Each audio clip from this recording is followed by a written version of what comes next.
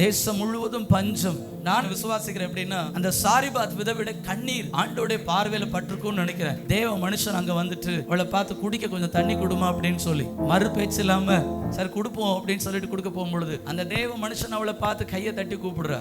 சாப்பிடுறதுக்கு ஏதாவது இருக்குதா? அவன்கிட்ட ஒரே ஒரு கைப்பிடி மாவு தான் இருக்கு, இதுக்கு மேல வேற எதுவுமே இல்ல. நானும் என் பிள்ளையாண்டான்னு சாப்பிட்டுட்டு செத்து போலான்னு இருக்கிறோம். நாமளா இருந்தா என்ன செஞ்சிருப்போம் தெரியுமா? நானும் என் பிள்ளையும் சாக போறோம் தான் சொல்றோம், இதை வேற நீங்க கேக்குறீங்களா அப்படின்னு. எதுவுமே சொல்லாம தேவ மனுஷன் கேட்டவனை கொண்டு வந்து கொடுத்துட்டா.